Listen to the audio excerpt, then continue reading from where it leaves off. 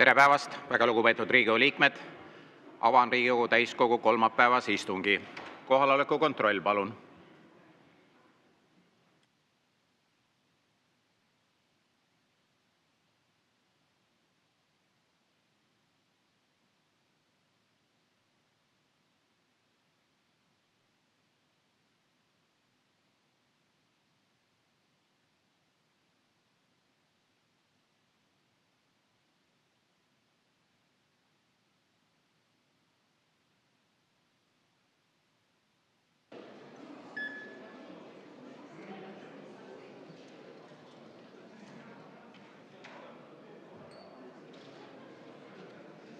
Kohale registreerus 83 Riigikogu liiget, puudub 18. Head kolleegid, enne kui jõuame eelnõude arupärimiste üleandmise juurde, üks oluline informatsioon. Nimelt Riigikogu 33 liiget on esitanud umbusaldusavalduse nõude regionaal- ja põllumajandusminister Hendrik Johannes Terrasele. Tuginedes Riigikogu kodu- ja töökorra seaduse paragrahvi 56 lõike 1 punktile 2 ja lõikele 2 on Riigikogu esimees täiendanud homse 22. jaanuari istungi päevakorda selle nõude aruteluga. See toimub teise päevakorrapunktina ehk homme teise päevakorrapunktina. Aga nüüd, head kolleegid, eelnõude arupärimiste üleandmine. Rain Epler, palun!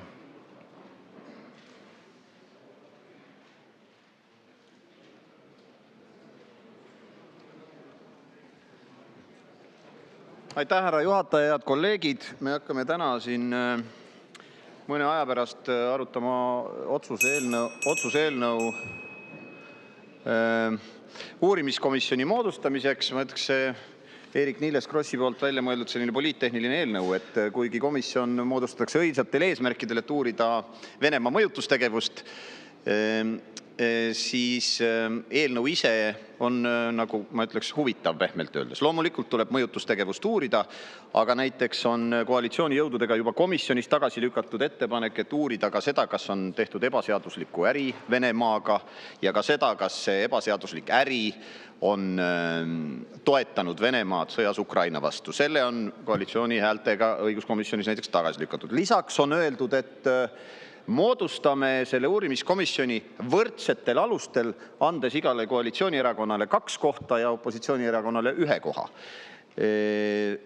Ja ka jälle vastavasisuline ettepanek, mis ütleks, et teeme võrdsetel alustel tõepoolest, et kõik Riigikogus olevad erakonnad saavad seal 1 koha ja siis uurimegi, sest see koalitsioon ja opositsioon on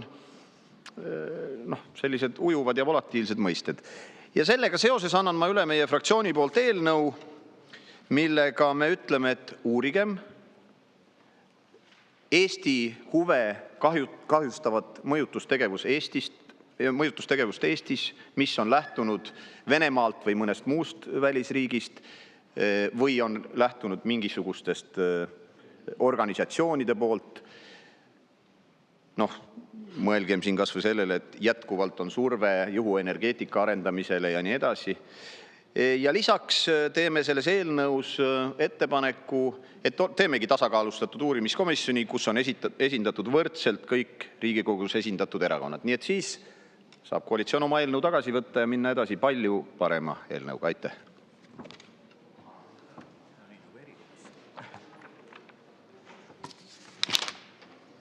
Andre Hanimägi, palun!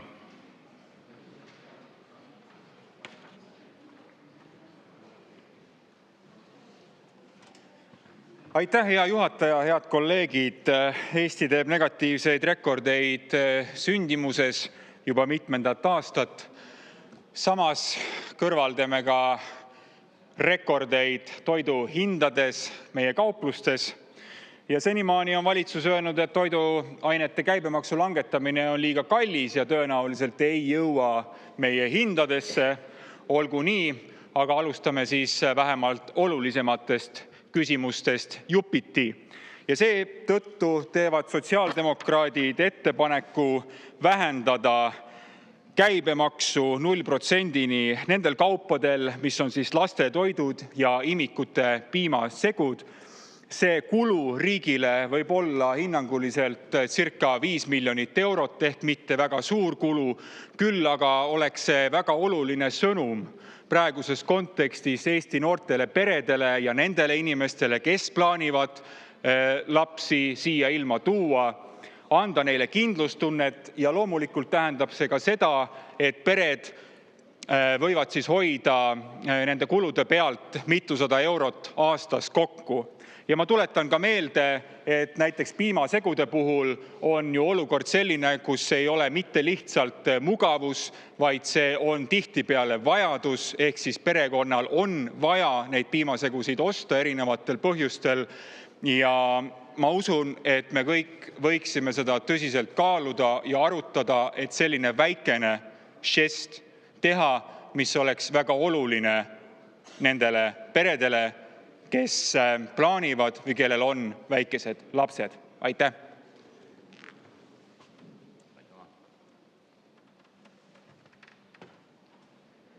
Kalle Grünthal, palun!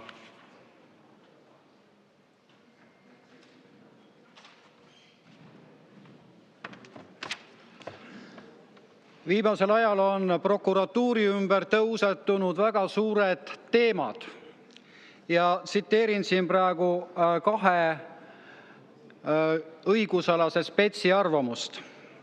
Endine juhtivprokurör Margus Kurm ütleb oma arvamusartiklis, et prokuratuur tuleb laiali saata. Sellepärast, et maksumaksja raha eest ei ole vaja pidada asutust, mille tegevused inimesest aru ei saa ning mis käivitab ühiskonna hirmu ja ebakindlust. Teine autoriteet, keda ma tahan tsiteerida, ja kelle arvamus on veel karmim, on endise Riigikohtu esimehe Eestis nimetatud kohtunik Euroopa Inimõiguse Kohtus Rait Maruste arvamusartikkel Postimehes 13. jaanuaril, mille pealkiri on prokuratuuri tegevuse kohta on prokuratuuri mentaliteet. Muuhulgas märgib Maruste, kuigi inimesed on selles asutuses vahetunud, on prokuratuuri mentaliteet jäänud suuresti muutumatuks. Kahjuks. See on miskipärast võrreldav nõukogudeaegse asutuse omaga, kui prokuratuur toimetas kolmnurgas Eestimaa Kommunistlik Partei, Keskkomitee, administratiivorganite osakond ja riiklik julgeolekukomitee ehk siis KGB. Selle mentaliteedi nimetus on repressiivsus, karistamatu, vastutamatu repressiivsus. Sellist olukorda ei saa enam lubada ega taluda.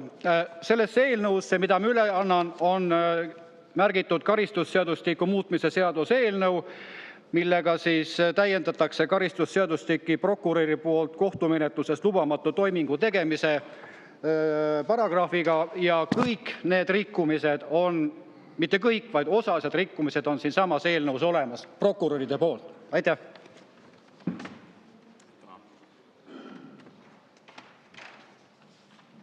Eerik-Niiles Kross, palun!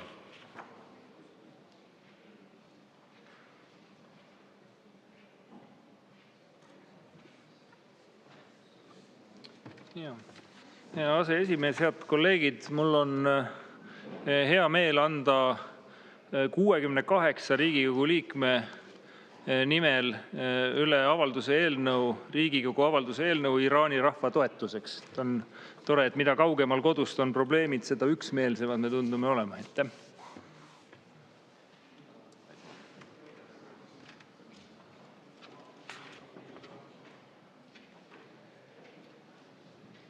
Head kolleegid, olen Riigikogu juhatuse nimel võtnud vastu ühe otsuse eelnõu, 2 seaduseelnõud ja 1 avalduse eelnõu. Saan minna tänase päevakorra juurde. Päevakorra esimene punkt. Vabariigi Valitsuse algatatud hoiu-laenuühistu seaduse muutmise ja sellega seonduvalt teiste seaduste muutmise seaduse eelnõu 671 SE kolmas lugemine. Juhin kohe teie tähelepanu, head kolleegid, sellele, et kui me jõuame hääletamiseni, siis selle eelnõu vastuvõtmiseks seadusena on vajalik Riigikogu koosseisu häälteenamus. Avan läbirääkimised. Isamaa fraktsiooni nimel Aivar Kokk, palun!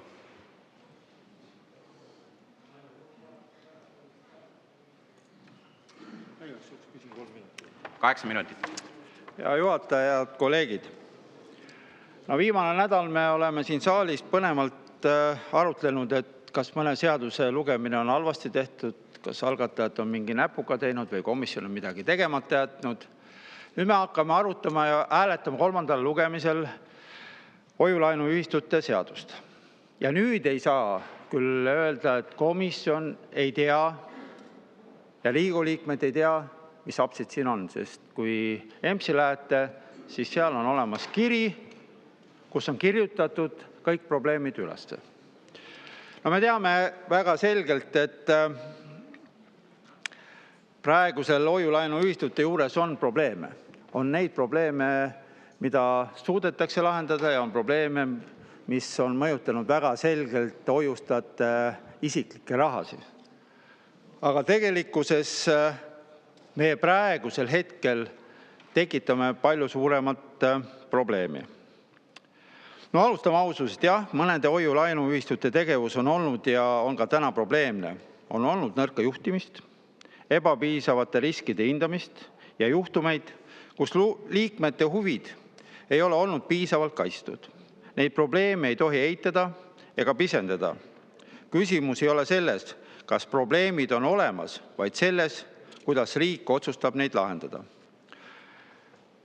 Praegu arutatav eelnõu teeb seda viisil, mis ei kõrvalda riske, vaid loob uusi ja palju suuremaid.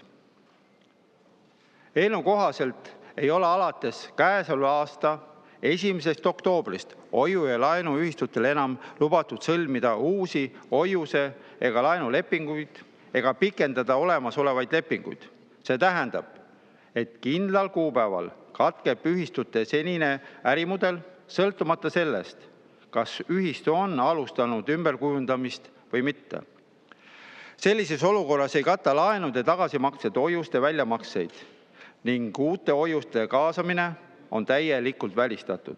Tegemist ei ole sujuva üleminekuga, vaid järsu pidurdamisega. Selle paratamatu tagajärg on likviidsusprobleemide süvenemine. Siinkohal jõuame kõige ohtlikuma teemani, mida eelnõu sisuliselt ei käsitle. Inimeste käitumine.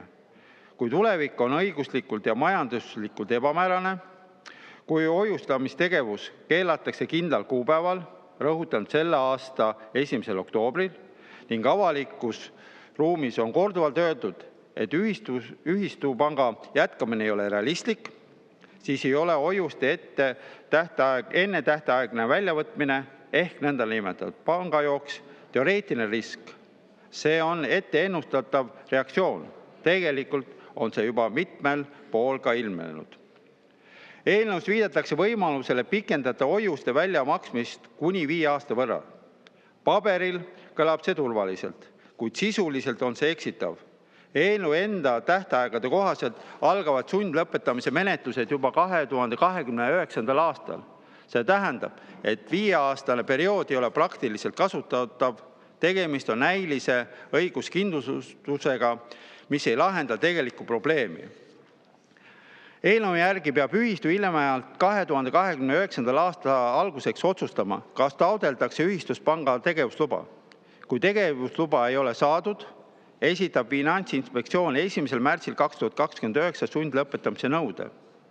Sundlõpetamine järgneb ka siis, kui ühistu on küll teatanud ümberkujundamisest, kuid jätkab hoiustamistehinguid.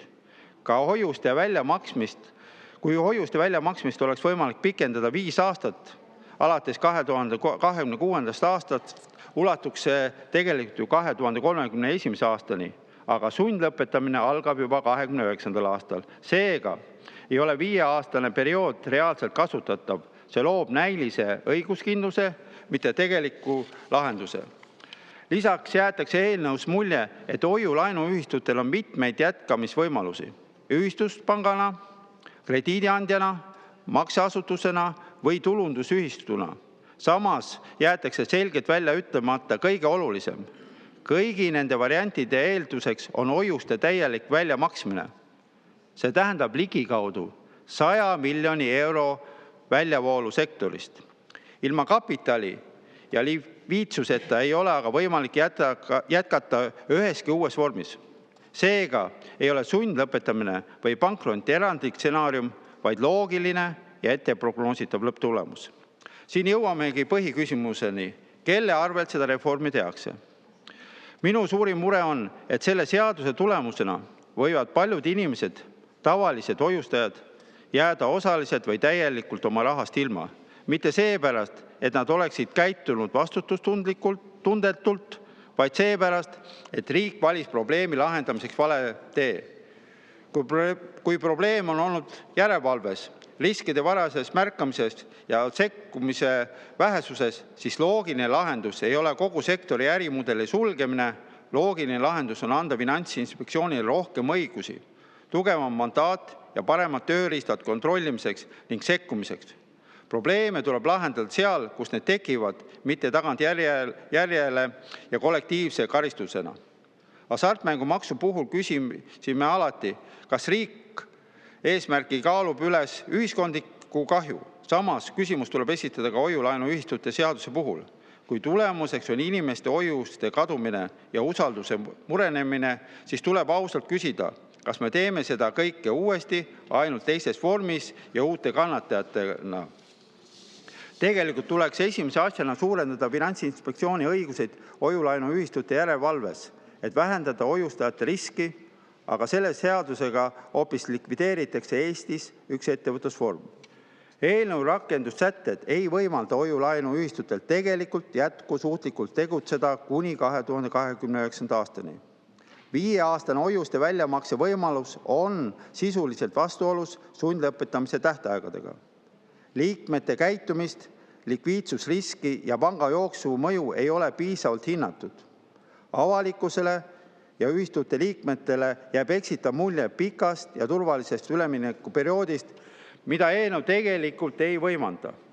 See ei ole korrastamine, see on kontrollitud seiskamine, mille tagajärjed kantakse liikmete ja hoiustajate õlgadele. Kui teile tundub, et 100 miljonit on väike raha, siis ma küsin, et kas me ikka ühte ja sama asja teeme. Me teisipäeval alustasime ühe seaduse parandamist. Uskuge mind, kui 1. oktoober sellel aastal keelatakse nendel hoiulaenuühistutel praktiliselt igasugune tegevus ja 100 miljonit on vaja välja maksta hoiustajatele ja samas on need välja laenatud, on see tuulepargid, päikesepargid, kinnisvara, siis mitte kusagilt ei ole võimalik seda raha samal hetkel kätte saada.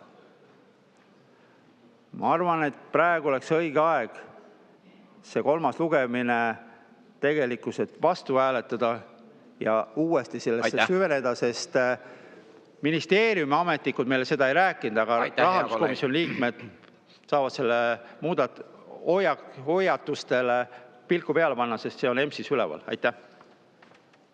Aitäh! EKRE fraktsiooni nimel Varro Vooglaid, palun.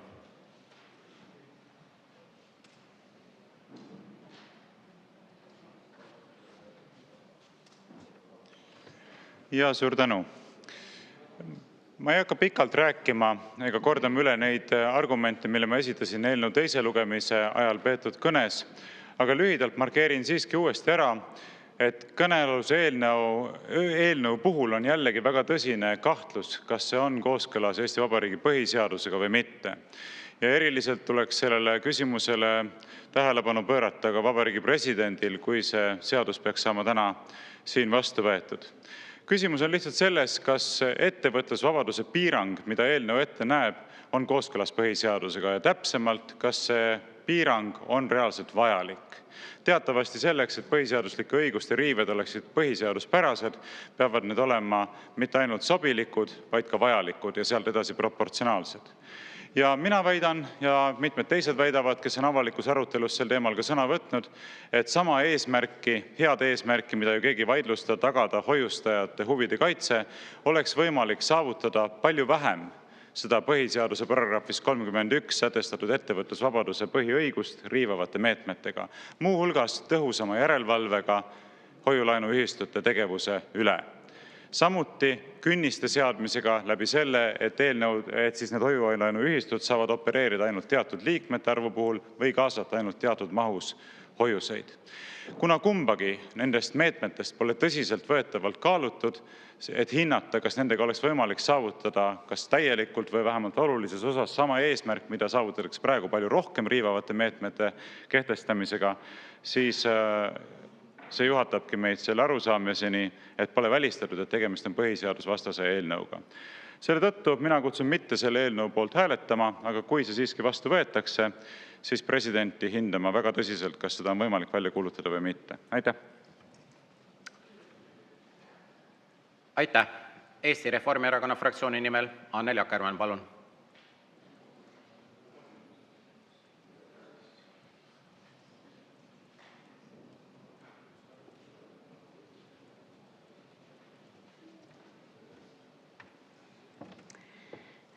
Tere päevast, austatud juhataja, head kolleegid!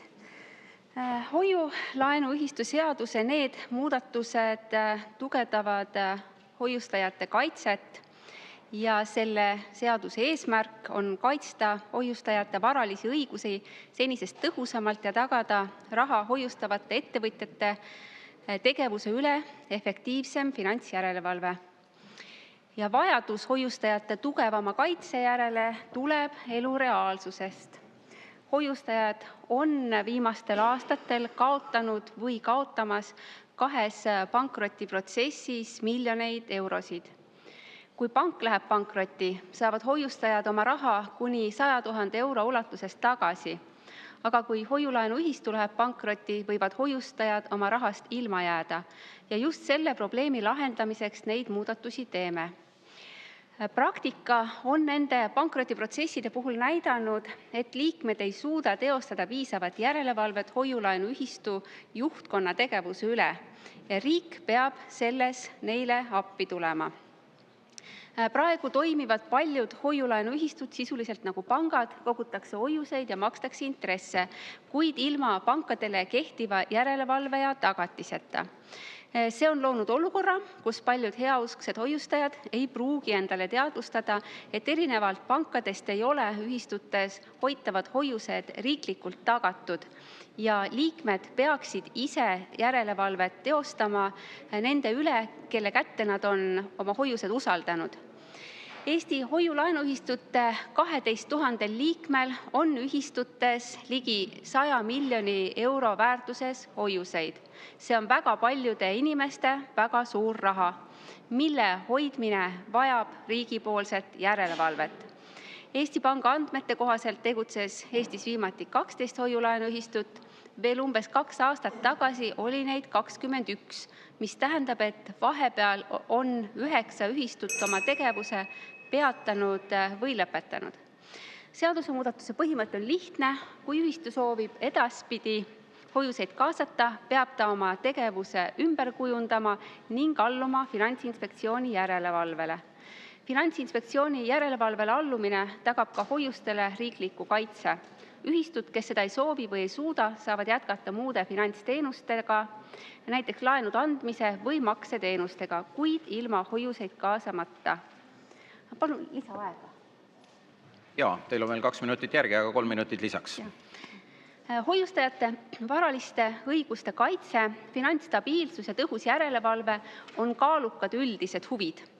Eelnõu põhieesmärk ongi viia hoiuste kaasamine Finantsinspektsiooni järelevalve alla panga loa kaudu või lõpetada hoiulaenuühistutel hoiuste vastuvõtmine, parandades läbipaistvust ja vähendades väärarusaama, justkui oleks hoiulaenuühistute hoiused riiklikult tagatud. Regulatsioon võimaldab soovitud eesmärkide poole liikuda, seetõttu on sobiv vahend hoiustajate kaitse ja tõhusa järelevalve eesmärgi saavutamiseks. Ja valitud lahendust on võimalik pidada sobivaks. Vähem piiravad variandid on läbi kaalutud, kuid need ei ole eesmärgi saavutamiseks sama tõhusad ja seetõttu ongi valitud selles seaduse eelnõus praegu veel kirjeldatud vahendid ja peetud neid vajalikuks. Arvestades pikka ülemineku aega, alternatiivsete tegutsemisvormide valiku võimalust ei ole põhitegevuse riive eesmärkide, mis on siis hoiustajate kaitse ja finantsstabiilsuse tagamine suhtes ülemäärase kaaluga. Ja seetõttu on võimalik valitud lahendust pidada mõõdukaks. Otsuse, kuidas jätkata, peab hoiulaenuühistu tegema 2027. aastaks. Seadusemuudatus jätab ühistute liikmetele veel aega nii otsustamiseks kui ka tegevuse ümberkorraldamiseks. Täna on aega piisavalt. Aitäh, see on minu poolt kõik. Suur tänu teile. Sulgen läbirääkimised. Juhtivkomisjoni ettepanek on viia läbi eelnõu 671 SE lõpphääletus. Saalikutsungi järel me seda teeme.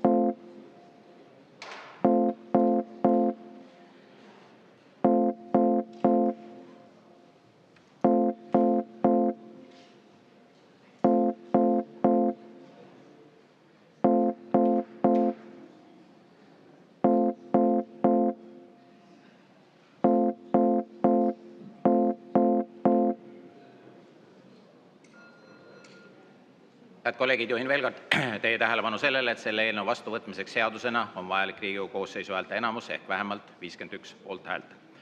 Panen lõpphääletusele Vabariigi Valitsuse algatatud hoiu-laenuühistu seaduse muutmise ja sellega seonduvalt teiste seaduste muutmise seaduse eelnõu 671 SE. Palun võtta seisukoht ja hääletada.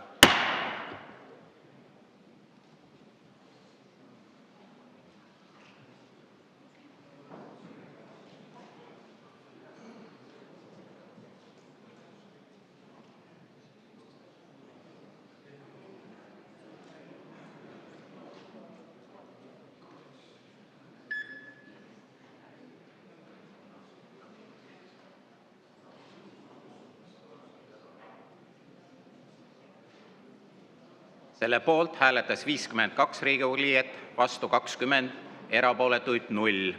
Eelnõu 671 SE on seadusena vastu võetud.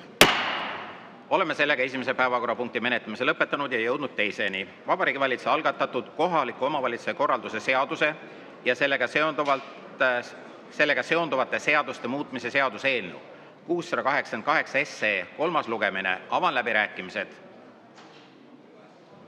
Sotsiaaldemokraatliku Erakonna fraktsiooni nimel Madis Kallas, palun.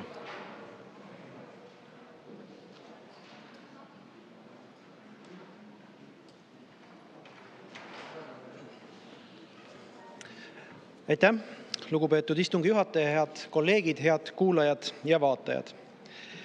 Kohalike omavalitsuste korralduse seadus ja sellega seonduvate seaduste muutmise seadus on üldprintsiibis kindlasti tervitatav ja positiivne, aga ma siiski sooviksin peatuda kahel punktil lühidalt. Esmalt see, et uue suunana rõhutatakse kohalikele omavalitsuste rolli kohaliku ettevõtluskeskkonna arendamisel, sätestatakse kohustus näha kohaliku omavalitsuse arengukavas ja maakondlikus arengustrateegias ette vajalikud ettevõtluskeskkonna arengusuunad ja vajadused. See on kindlasti oluline ja märgiline muudatus, aga meil on peamine murekoht seotud sellega, et seda ette valmistades oli kindel plaan ka selleks rahalisi ressursse eraldada või täiendavaid meetmeid luua. Soovime kindlasti järgmiste nädalate, kuude jooksul näha, et kas selle järgsele seaduse vastuvõtmisele järgnevad ka konkreetsed sammud, mis aitavad luua erinevaid meetmeid või aitab sinna täiendavat rahastust leida, et kohalikud omavalitsused ka sisuliselt saaksid selle teemaga edasi tegeleda. Ja teise olulise märksõnana ma tooksin välja selle, mis puudutab püsiasustusega väikesaarte seadust ning seal olevat püsielaniku definitsiooni. Hetkel on selles seaduses kirjas järgnev lõik. Püsielanik, isik, kes alaliselt ja peamiselt elab väikesaarel ja kelle elukoha andmed on kantud rahvastikuregistrisse väikesaarel asuva asustusüksuse täpsusega. Kui täna seadus vastu võetakse, muutuks see järgnevaks ehk püsielanik, isik, kelle rahvastikuregistri järgne elukoht on väikesaarel. Ehk ajalukku kaoks sõnade paar alaliselt ja peamiselt väikesaarel elav inimene. Ma isiklikult mõistan hästi, et miks selline muudatus on vaja ellu viia ja sellele on viidanud ka õiguskantsler. Nimelt oli alalise ja peamiselt mõistet seni sisuliselt võimatu kontrollida ja sisustada. Toon konkreetse näite, et kui näiteks väikesaarel on sissekirjutusega 27 inimest, aga aastaringselt ehk püsivalt ja alaliselt elab seal 5 inimest, et siis nende inimeste staatus saare, kohaliku omavalitsuse ja ka riigi julgeoleku ning päästevõimekuse koha pealt on täiesti erinevad. Seda on arutatud juba aastakümneid, kuidas seda lahendada ja ega väga häid ja mõjusaid ideid ei ole välja pakutud. Mis on aga minu sõnavõtu mõte, et saarte elanikud on pöördunud nii minu kui ma arvan paljudest teie poole, et püsielaniku mõiste sisustamisega peab tegelema parlament edasi ja leidma paremaid lahendusi, sest hetkel võib olla väikesaartel väga sagedane olukord, kus üle 50% püsielanikest viibib saarel vaid loetud suvekuud aastast. Selles valguses on riigil ja kohalikul omavalitsusel tegevusi ning teenuseid äärmiselt keeruline planeerida ning erinevate õiguste andmist kaaluda. Aitäh! Aitäh teile! Eesti Reformierakonna fraktsiooni nimel Pipi-Liis Siemann, palun!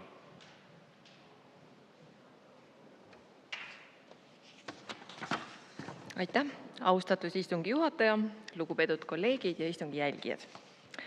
Iga Eesti Vabariigis elav inimene elab igapäevaselt mõnes kohalikus omavalitsuses, oma koduvallas või kodulinnas. Seega kõigi meie eestimaalaste eluolu mõjutab igapäevaselt see, kuidas kohalik omavalitsus kohalikku elu tõepoolest korraldab. Kas seal tehakse kvaliteetseid otsuseid ja tegutsetakse oma elanike parimates huvides ning seaduslikult. Kohalik omavalitsus aga tegutseb seaduse alusel. Seadusest saab ta endale nii volitused, pädevuse kui suunised, mille alusel siis oma elanikele parimal viisil head elukeskkonda ja kvaliteetseid teenuseid pakkuda. Õiglaseid, õiguspäraseid ja häid otsuseid saab aga teha vaid aja ja asjakohase seaduse alusel. Kohaliku omavalitsuse korralduse seadus on aga ammu ajale jalgu jäänud. Meie elu siin Eestis on väga kiiresti muutunud ja seetõttu ongi juba ligi 10 aastat ette valmistatud kohalike omavalitsuste korralduse seaduse ehk KOKS-i põhjalikku muutmist ning loomulikult ka seonduvate seaduste muutmist. Eelnõu ettevalmistamise ja muudatusettepanekutega on suure töö teinud ära meie head partnerid, kohalike omavalitsuste eksperdid, Eesti Valdade ja Linnade Liit, ministeeriumi ja parlamendi ametnikud ning muidugi on olnud kogu protsess väsimatu Olivia Taluste tähelepaneliku ja asjatundliku pilgu all. Suur tänu kõigile, kes on kaasa aidanud ja muret tundnud. Olulisemad möödapääsmatult vajalikud muudatused saavad täna meie laual oleva eelnõu vastuvõtmisega lahenduse. Aga loomulikult mitte kõik. Mitmed lahendust vajavad küsimused oleme juba läbi arutanud ja leppinud kokku ka järgmistes aruteludes. Leiame ka nendele koos lahendused. Kinnitan siinkohal, et Riigikogu menetluses olevat eelnõu võib pidada sisult tugevaks ja praktiliselt vajalikuks. Eelnõuga me ei suurenda bürokraatiat, vaid me korrastame vastutust ja aitame vältida rollide kattumist. See ongi aga eeldus usaldusväärsele ja hästi toimivale kohalikule omavalitsusega. Muudatustega kõrvaldame varasemas praktikas leitud takistavaid õiguslikke lünki ja loome kooskõla kohalike omavalitsuste funktsioonide ja õigustega. Samuti korrastame eelnõuga õigusruumi ja terminoloogiat, eemaldame praktikas tekkinud ebaselgused ja vastuolusid. See loob omavalitsustele kindlama õiguskeskkonna ja vähendab ka vajadust tõlgenduste ja vaidluste järele, mis omakorda säästab meie kõigi aega ja ressursse. Kaua oleme tõdenud, et kohalikel omavalitsustel jäävad mitmetel puhkudel käed lühikeseks ning neil on puudu nii volitusnormidest kui pädevusest. Eelnõu annab KOV-idele ka selgema õiguse teostada järelevalvet oma volikogude eeskirjade täitmise üle ja õiguse töödelda avalike teenuste osutamiseks isikuandmeid. Samuti rõhutab, nagu ka eelkõneleja mainis, kohaliku omavalitsuse rolli ettevõtluskeskkonna tagamises. Anname seadusandjana omavalitsustele ka rohkem paindlikkust oma töökorralduse kujundamisel, vähem jäike regulatsioone ja rohkem võimalusi arvestada kohalikke olusid, vajadusi ja võimekust. Kokkuvõttes julgen öelda, et kohalike omavalitsuste seaduse muutmisega tugevdame kohaliku tasandi demokraatiat, suurendame omavalitsuste vastutust ja otsustusvõimet ja toome kohaliku võimu inimestele lähemale. Just selliseid läbimõeldud ja tasakaalustatud samme ongi vaja, et Eesti kohalik omavalitsus oleks tugev, usaldusväärne ja tulevikukindel. Suur tänu kõigile, soovin jõudu ja tegusust meie kohalikele omavalitsustele. Aitäh! Suur tänu teilegi. Eesti 200 fraktsiooni nimel Toomas Uibo, palun.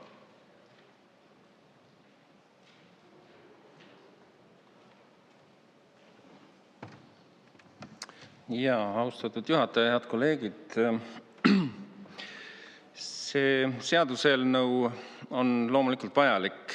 Ta ei ole nüüd selline hüpe kuhugi tundmatusse. Ma arvan, et see on päris hästi läbimõeldud ja pika ettevalmistusega reform,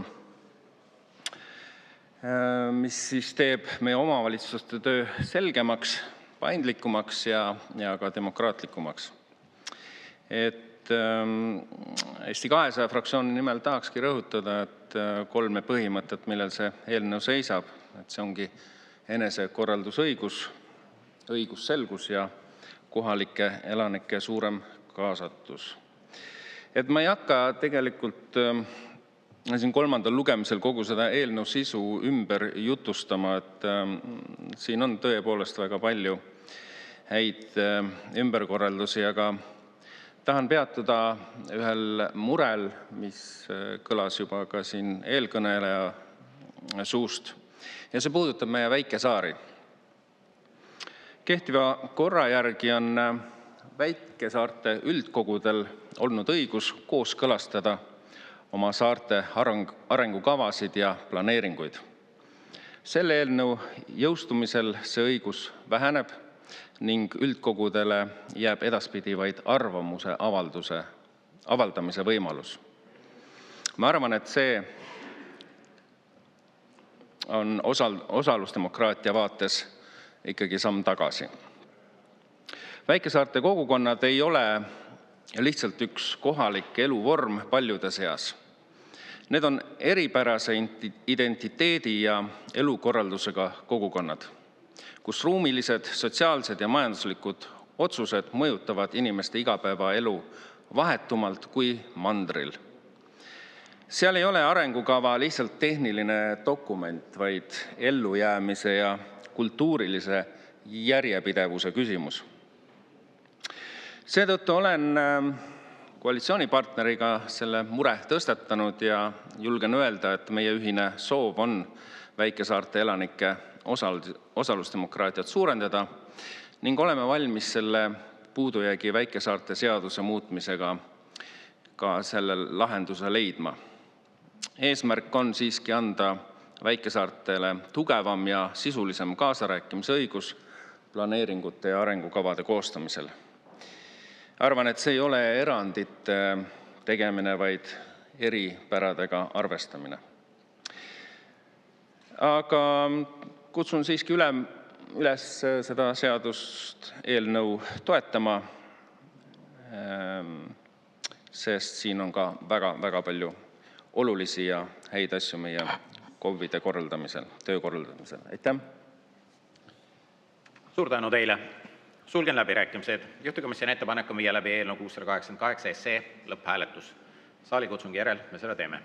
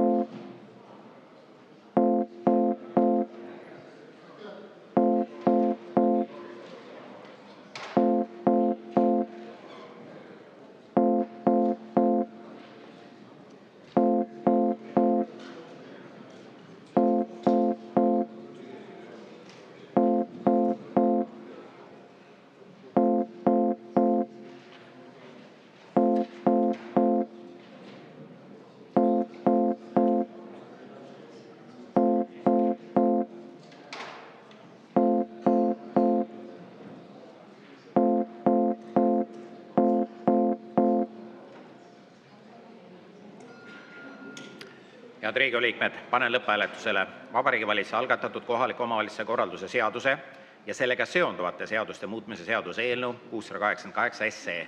Palun võtta seisukoht ja hääletada.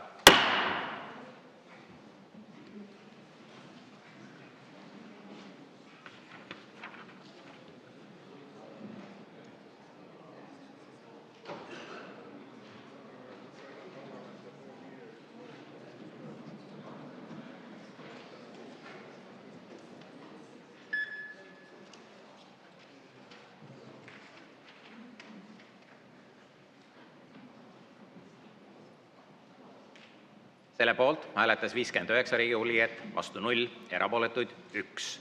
Eelnõu 688 on seadusena vastu võetud. Saame minna kolmanda päevakorrapunktini juurde, milleks on Vabariigi Valitsuse algatatud Eesti Vabariigi ja Andorra Vürstiriigi vahelise tulu- ja kapitalimaksudega topeltmaksustamise vältimise ning maksudest hoidumise ja maksupettuste tõkestamise lepingu ja selle juurde kuuluva protokolli ratifitseerimise seaduse eelnõu 765 teine lugemine ja palun ettekandeks Riigikogu kõnetooli hea kolleegi, rahanduskomisjoni liikme Diana Ingeraineni.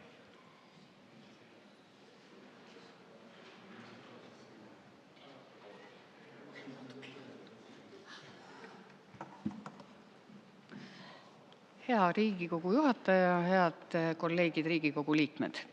Rahanduskomisjon arutas 12. jaanuaril Eesti Vabariigi ja Andorra Vürstiriigi vahelise tulu- ja kapitalimaksudega topeltmaksustamise vältimise ja maksudest hoidmise ja maksupettuste tõkestamise lepingu ja selle juurde kuuluva protokolli ratifitseerimise seaduse eelnõu teist lugemist ettevalmistamist siis. Ja komisjon tegi 3 konsensuslikku otsust, et teha ettepanek võtta eelnõu täiskogu päevakorda täna, siis teha ettepanek teine lugemine lõpetada ja teha ka ettepanek viia läbi eelnõu lõpphääletus siis täna.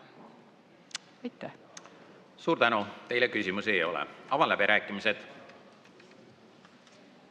Sulgen läbirääkimised. Sellele eelnõule muudatusettepanekuid ei esitatud. Juhtivkomisjoni ettepanek on viia läbi eelnõu 765 lõpphääletus ja taaskord saalikutsungi järel me seda teeme.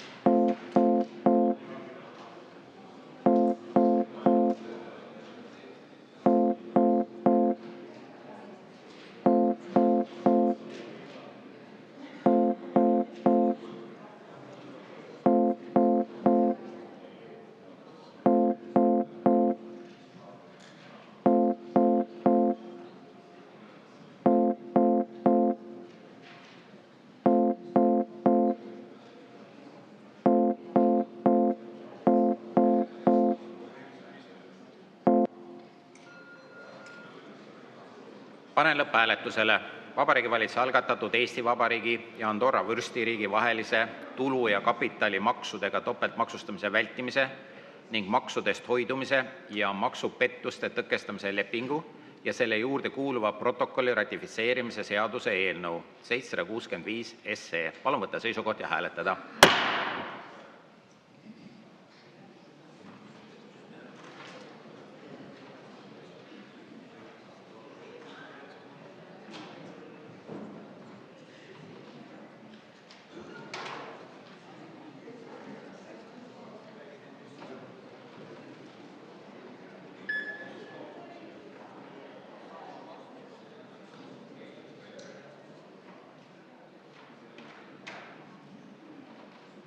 Selle poolt hääletas 65 Riigikogu liiget, vastu 0, erapooletuid 0.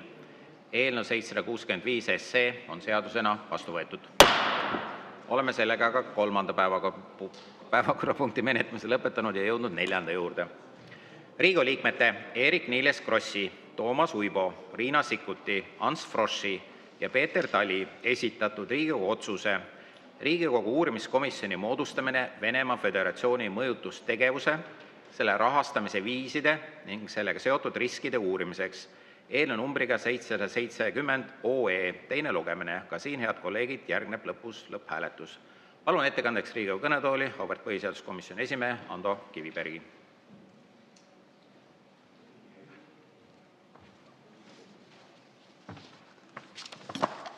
Suur tänu, härra istungi juhataja, lugupeetud kolleegid.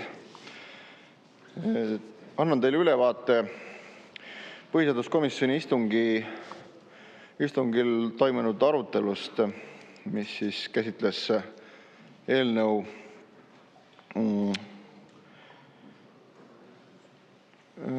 770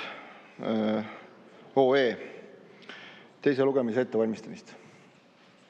Ja selles päevakorrapunktis siis käsitleti eelkõige muudatusettepanekuid, mida esitas Isamaa fraktsioon. Ja esimene muudatusettepanek, mida tutvustas kolleeg härra Seeder, puudutas uurimiskomisjoni moodustamise aluseid, õigemini nende aluste muutmist. Ja härra Seeder selgitas, et ettepanek ei puuduta opositsiooniga koalitsiooni ülekaalu, vaid lähtub põhimõttest, et kõik fraktsioonid oleksid võrdselt kaasatud. Ja eelnõu esindaja märkis siis selle peale, et komisjoni eesmärk on muuhulgas apoliitilisus, mistõttu oli ettepanek moodustada see samadel alustel nagu teised erikomisjonid, tagades opositsiooni ja koalitsiooni tasakaalu. Ja seetõttu ei saa eelnõu esitaja seda ettepanekut toetada. Ja samuti tuli esile, et täna kehtib meil ka erikomisjonides põhimõte, mille järgi on opositsioon ja koalitsioon võrdselt esindatud. Nüüd teine muudatusettepanek, nagu härra Seeder selgitas, laiendab komisjoni tegevuse eesmärki ja täpsustab, et tuleb välja selgitada, kas Ukraina sõja ajal on Eestist lähtuvalt Venemaaga aetud äritegevust ebaseaduslikult. Ja eelnõu esitaja või algataja märkis, et teema on iseenesest tähtis, kuid ei puuduta loodava uurimiskomisjoni eesmärki. Ja siis unustasin nimetada, et selleks esitajaks või esindajaks oli härra Kross. Et härra Kross märkis, et eelnõu on juba niigi väga ambitsioonikas ning äritegevuse lisamine väljub selle algsest mõttest. Ebaseaduslik äritegevus Venemaaga on fakt, mille kohta on juba üle 10 000 sanktsioonide rikkumise juhtumi ning selle takistamiseks on seaduseidki vastu võetud. Venemaa mõjutustegevuse teemasse äritegevust lisada ei tohiks, kuna see on eraldi küsimus. Toimus arutelu selle eesmärgi lisamise üle ja mille käigus tegelikult komisjon jõudis selleni, et esitada kompromiss muudatusettepanek ja mille ma ka siis hiljem ette kannan. Aga jõudsime siis muudatusettepanekute hääletuste juurde. Kõigepealt siis muudatusettepanek number 1, Komisjon moodustatakse 6-liikmelisena selliselt, et iga fraktsioon määrab sinna oma esindaja ja muudatusettepaneku poolt oli 4 komisjoni liiget ja vastu 5 ja 1 komisjoni liige jättis hääletamata ja muudatus ei leidnud toetust. Nüüd teine muudatusettepanek, number 2, mis nägi siis ette, et eelnõu täiendatakse punktidega 2.9 ja 2.10 järgmises sõnastuses. Esiteks välja selgitada, kas Ukraina sõja ajal on Eestist lähtuvat äritegevust Venemaaga aetud ebaseaduslikult ja kui see leiab tõendamist, siis teha ettepanekud sellise ebaseadusliku äritegevuse tõkestamiseks. Ja teine, välja selgitada, kas Ukraina sõja ajal on Eestist lähtuv seaduslik äritegevus Venemaaga toetanud Venemaa sõda Ukraina vastu ja kui see leiab tõendamist, siis teha ettepanekud Eesti õigusaktide muutmiseks või halduspraktika muutmiseks või ka Euroopa Liidu tasandil õigusaktide muutmiseks. Toimus hääletus ja juhtivkomisjoni seisukoht oli mitte toetada. Siis muudatusettepaneku poolt oli 4 komisjoni liiget, vastu 6. Ja nüüd siis tulenevalt sellest teisest muudatusettepanekut tõukuvalt sellest komisjon arutas ja leidis, et tasub siiski antud eelnõu täiendada ja esitas komisjoni poolse muudatusettepaneku ja see kõlab järgmiselt: muuta eelnõu punkti 2.5 ja sõnastada järgmiselt. Selgitada välja, millises ulatuses on Eestis tegutsevad organisatsioonid, ühendused, äriühingud, et siis sõna äriühing lisati, ja üksikisikud osalenud või olnud seotud Venemaa Föderatsiooni mõjutus- ja lõhestustegevusega, sealhulgas narratiivne tootmine, levitamine ja võimendamine. Ja põhiseaduskomisjon hääletas üksmeelselt, arvestada täielikult. Vabandust, siiski eksisin praegu. Eksisin. 1 komisjoni liige jäi erapooletuks ja 1 oli vastu. Nii oli siiski. Ja vaadati läbi ka keele- ja normitehnilised toimetused ja ühtlasi anti ka komisjonile teada, et Riigikogu Kantselei on arutanud uurimiskomisjoni töö maksumuse üle või arvutanud siis välja, et see kulu oleks ühes eelarveaastas 99 000 eurot ja sellest moodustavad palgakulud 88 000 eurot ja majanduskulud 11 000 eurot. Ja menetluslikud otsused. Teha ettepanek võtta eelnõu täiskogu päevakorda 21. jaanuaril 2026, see oli konsensusega. Teha ettepanek eelnõu teine lugemine lõpetada, viia läbi eelnõu lõpphääletus, samuti konsensusega. Ootan küsimusi. Suur tänu teile. Teil on küsimus. Lauri Laats, palun. Ja, aitäh, lugupeetud istungi juhataja, hea ettekandja. No, ma arvan, et igati vajalik komisjon, mida siin kavatsetakse moodustada. Kahju, et meie ettepanekud, mis puudutas Rail Balticu komisjoni loomist, ei leidnud saalis kinnitust, kuigi me saame aru, et seal on ikka päris palju probleeme kogu selle tegevuse osas, arvestades ka viimaseid uudiseid. Aga ma tuleks nende 3 ettepaneku juurde, mis tegi Isamaa fraktsioon ja seesama esimene muudatusettepanek, kus te väitsite seda, et Isamaa ettepanek oleks, et komisjonis osaleks igast fraktsioonist 1 liige ja siin on kirjas, et see viiks tasakaalust välja opositsiooni ja koalitsiooni suhte. Samas see ju eeldab seda, et teie arusaama järgi, et koalitsioon on nagu ühtne ja koalitsioon on nagu ühtne, aga paraku on nii, et ja mis on normaalne, et igal erakonnal on siin oma arvamus väga erinevates küsimustes. Et miks selline nagu arusaam on, et opositsioon mängib nagu ühte mängu ja nemad peavad siis olema vähemuses ja koalitsioon siis mängib nii-öelda oma mängu ja siis nemad peavad olema siis nii-öelda võrdses või vähemalt samas seisus, mis opositsioon. Aitäh! Ma püüan nüüd sellest küsimusest aru saada. Kõigepealt tõepoolest selle komisjoni moodustamise printsiibi ja selle muudatusettepaneku üle oli arutelu ja ma seda siin ka kandsin ette, kuidas see käis, mis need argumendid olid. Ja eelnõu algatajate soov oli lähtuda samast printsiibist, nagu on lähtutud tänaste erikomisjonide moodustamisel, kus siis opositsiooni ja koalitsiooni tasakaal valitseb nende komisjonide moodustamisel. Lähtuda samast printsiibist. Ja selle printsiibi muutmist komisjoni enamus tõesti ei toetanud, aga seda ma ka siin väljendasin. Lauri Laats, teine küsimus, palun. Ja, aitäh. See tähendab seda, et komisjonis osaleb siis 2 Reformierakonna liiget, 2 Eesti 200 liiget ja siis igast opositsioonierakonnast 1 liige. See on see, mis tegelikult te ju praegu otsusesse olete ju toonud, on ju. Selle asemel, et selles komisjonis oleks 6 liiget igast fraktsioonist 1.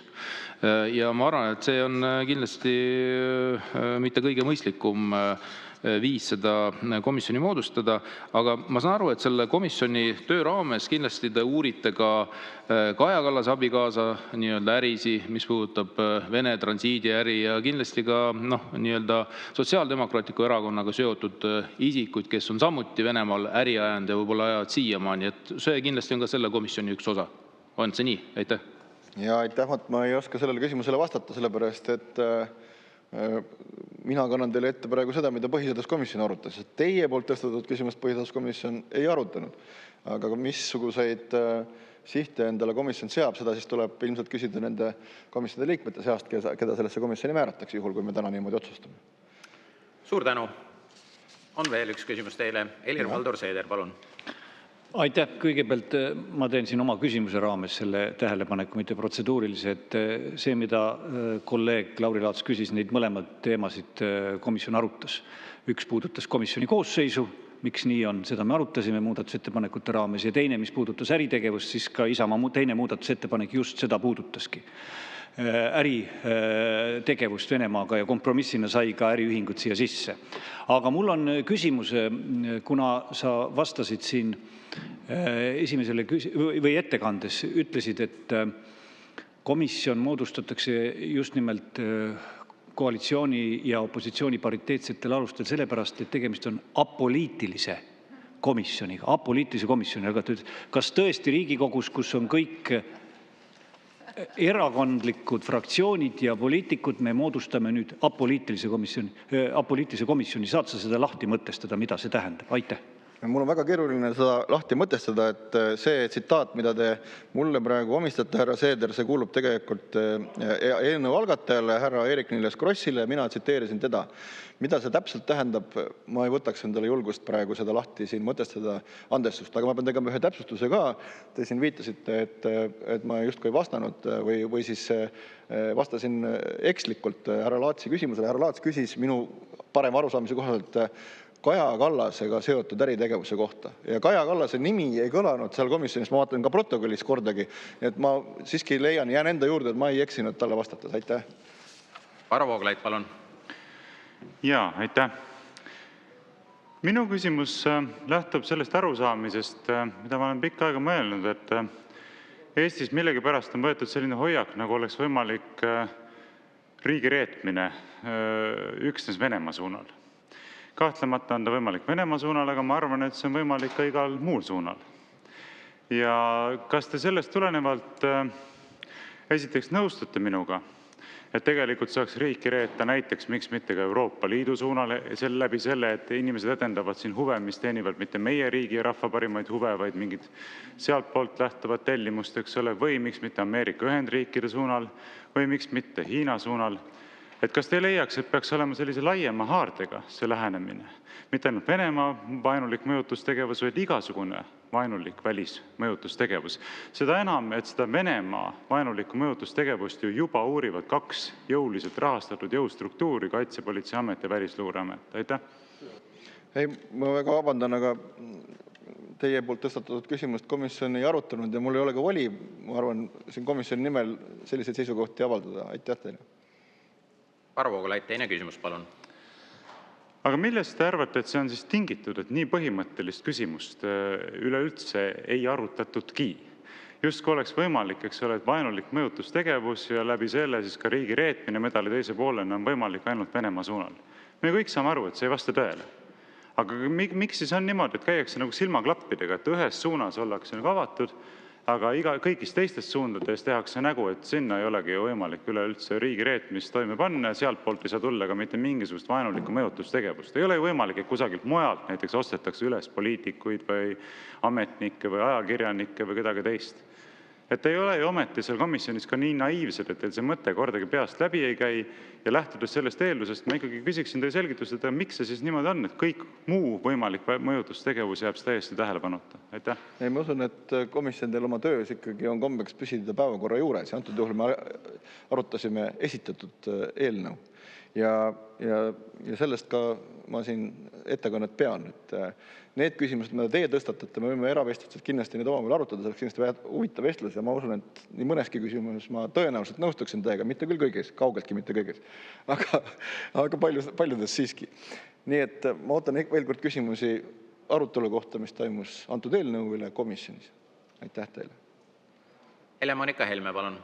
Ja aitäh, hea eesistuja, hea ettekandja. Muidugi te võite mulle vastata praegu, et seda teemat ikkagi komisjonis ei arutatud, et ma tahan jõuda selleni, et te ütlesite, et see komisjoni loomine on nagu apoliitiline.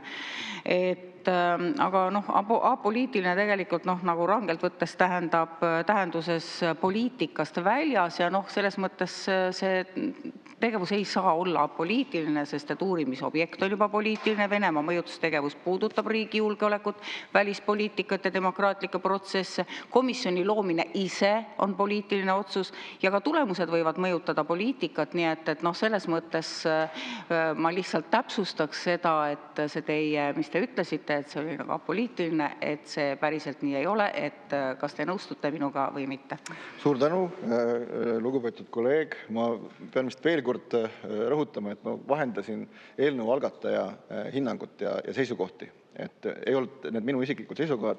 Ja ma olen nõus, et ikkagi siin saalis tehtud otsused on ikkagi poliitilised otsused.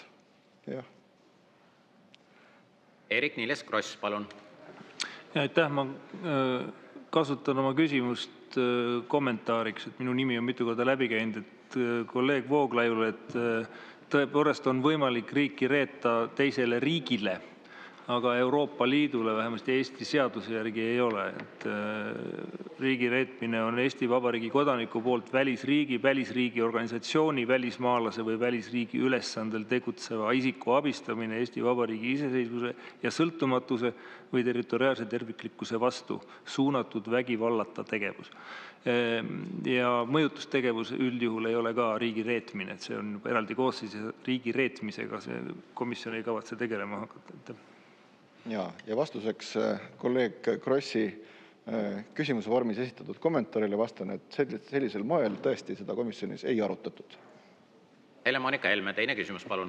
Ja aitäh veel kord sõna andmast, et siin ma tulen selle võrdse esindatuse printsiibi juurde tagasi, et siin tõepoolest on nagu seaduseelnõus on kirjas, et komisjon moodustatakse koalitsiooni ja opositsiooni võrdse esindatuse printsiibist lähtudes, aga meile on see nagu lahti kirjutatud, et see tähendab, et või sellest tulenevalt on koalitsioonifraktsioonidel kummalgi 2 kohta ja opositsioonifraktsioonidel 1 koht komisjonis. Et me teame, et see koosseis on ju ajas muutuv. Et kas see kirjeldus on lihtsalt nagu selle olukorra kirjeldus siin, mis meil on praegu, või see kandub üle siis ka selle seaduseelnõu nagu teksti selles mõttes, et see on ja jääb niimoodi? Aitäh. Ja vabandust nüüd, kui ma eksin, aga kui ma õigesti olen aru saanud, siis Riigikogu antud koosseisu poolt moodustatavad uurimiskomisjonid, et nende volitused kestavad nii kaua, kuni antud koosseisu volitused kestavad.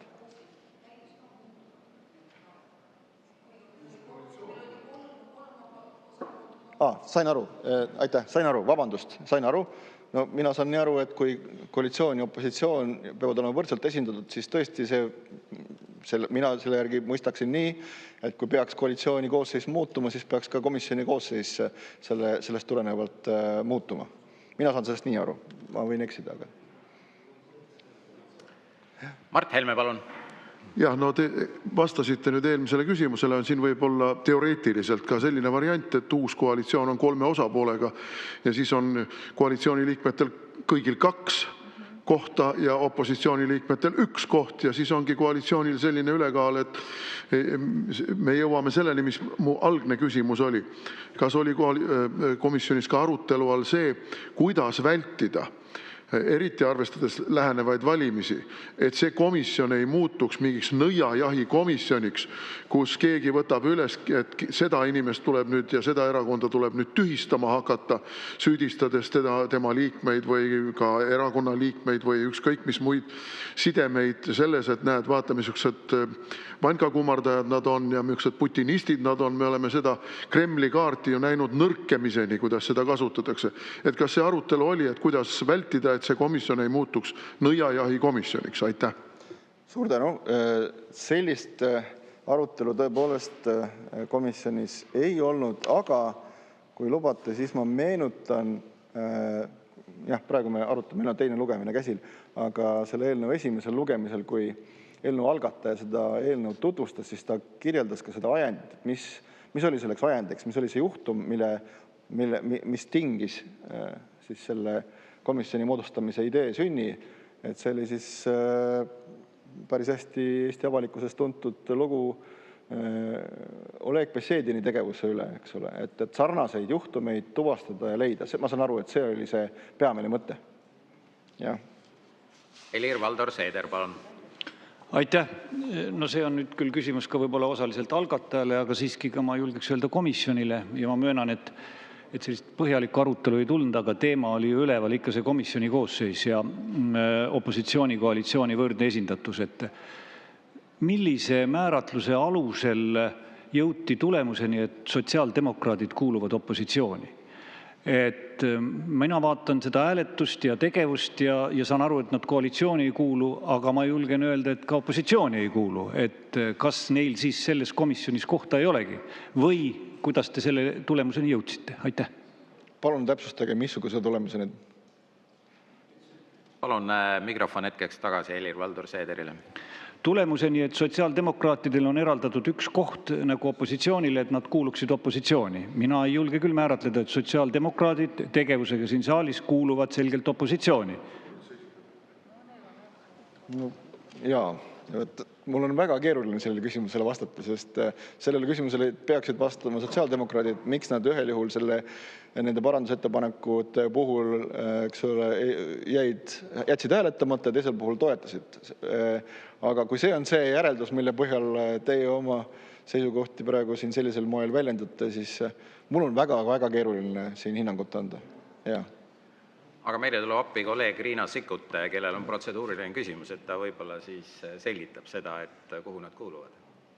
Aitäh, hea juhataja. Tõepoolest, et protseduuriline küsimus ongi, et kus seda selgust luua, sest sotsiaaldemokraadid on selgelt opositsioonis. Seda, et me oleme ainus vasaktsentristlik partei Eestis ja tõepoolest hääletused peegeldavad meie maailmavaadet, mis ei lähe teiste opositsioonierakondadega kokku. Minu jaoks see on selge, küsimusi ei tekita.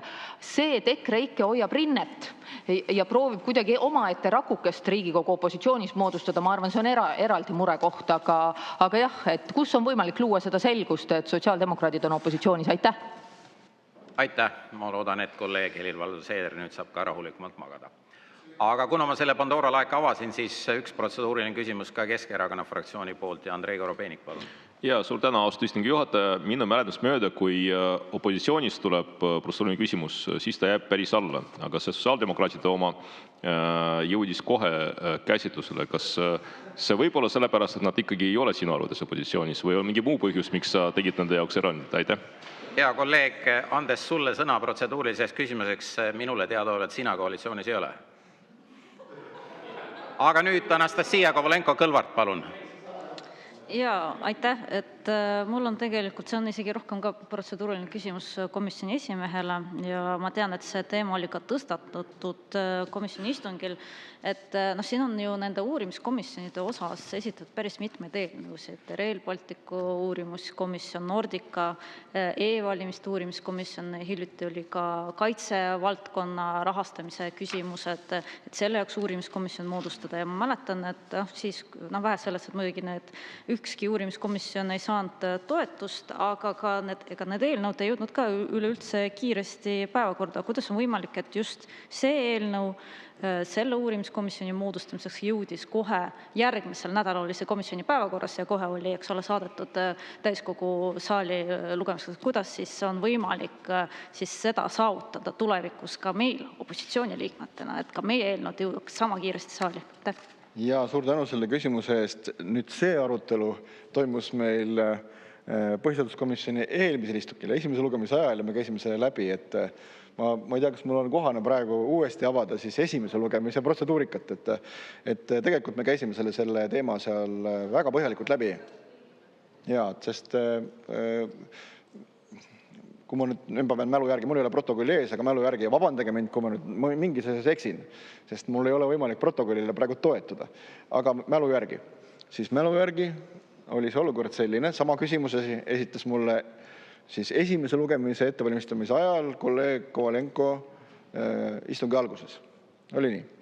Ja ma selgitasin seda järgmisena, et eelnõu algatajad pöördusid minu poole, et tegemist on kiireloomulise küsimusega, et kas on võimalik see panna päevakorda ja ma leidsin komisjoni esimehena, et on võimalik ja panin. Ja siis järgnes küsimus, et miks siis teisi pole pandud ja mina vastasin, mälu järgi jälle ütlen, et umbes selliselt, et aga keegi ei ole varem ka minu poole sellisel kujul kiireloomuliste küsimustega sarnaselt pöördunud, et ei ole võimalik võrrelda. Aga et edaspidi, mis saab? Lubadusi ma siin ei anna, alati ikkagi komisjoni esimees jätab endale õiguse hinnata, et kas tegemist on tema hinnangul kiireloomulise küsimusega või mitte. Ma loodan, et ma vastasin põhjalikult, aitäh. Mart Helme, palun. Ja, no ma tulen oma esimese küsimuse juurde tagasi sisuliselt nõiajaht. No meenutame eelmiste Riigikogu valimiste eelset aega, kui käidi välja valeuudis sellest, nagu mina siseministrina oleks kohtunud oma kabinetis Jevgeni Prigožini esindajaga. Absoluutne valeuudis, libauudis, mitte mingit kinnitust loomulikult kuskilt sellele ei tulnud, aga valimiste eel oli väga mõnus käia välja ja see komisjon saaks ju sellele niisuguse vungi peale panna. Kutsuks mind välja, ma pean esindama mingisuguseid tõendusmaterjale sellest, et ma ikkagi ei ole kaamel, ei joo hommikuti konjakit ja nii edasi ja nii edasi. Et mina näen seda komisjoni täpselt seesuguse instrumendina, kuna seal on ka koalitsioonil veel sisuliselt ülekaal sotside kaasabil, et siin on võimalik väga tugeva sisepoliitilise mõjutustegevusega tegelema hakata, mis sisuliselt ei ole üldse seotud tegelikult Venemaa mõjutustegevusega, vaid on puhtalt sisepoliitiline mõjutustegevus. Ja kuidas seda välditakse? Seda vastust ma ei saanud.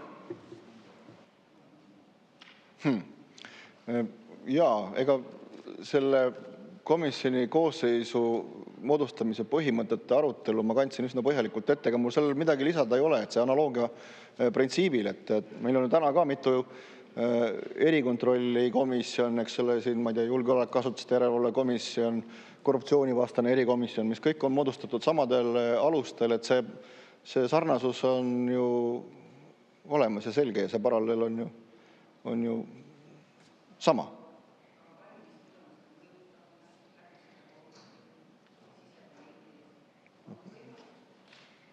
Vladimir Arhipov, palun. Aitäh, lugupeetud istungi juhataja, hea ettekandja. Te ütlesite oma sõnavõtus, et see komisjoni eesmärk on tuvastada ja nimetasite ka näide selle suhtes. Aga mismoodi komisjon saab midagi tuvastada? Kas teil on mingi ressurss selleks või kuidas see hakkab käima, et hakkate siin ütlema ühele või teisele, et sa oled nüüd riigireetur või mitte riigireetur, et meil on ju need organid olemas, kes sellega tegelevad, et kuidas komisjon seda hakkab tehniliselt tegema? Aitäh! Jaa, aitäh. Mina veel kord kannan ette siin põhiseaduskomisjonis toimunud arutelu. Ma saan aru, teie küsimus käsitles nüüd loodava uurimiskomisjoni tegevust ja töökorraldust. Selle kohta kahjuks mina ei oska seletusi anda. Mul ka isiklik varasem kogemus uurimiskomisjonides osalemisest puudub, sellepärast ei oska ka analooge tuua esile. Andke mulle andeks, palun. On veel üht-teist õppida. Suur tänu. Rohkem teile küsimusi ei ole. Avan läbirääkimised. Sulgen läbirääkimised. Lähme muudatusettepanekute läbivaatamise juurde. Ja nagu saalist on juba läbi kõlanud, sellele otsuse eelnõule on esitatud kokku 3 muudatusettepanek. Muudatusettepanek number 1. Selle on esitanud Isamaa fraktsioon. Juhtivkomisjoni otsus jätta arvestamata. Helir-Valdor Seeder, palun. Aitäh. Ma palun seda muudatusettepanekut hääletada. Jaa, ma seda ootasin. Hääletus peale saalikutsungit, palun.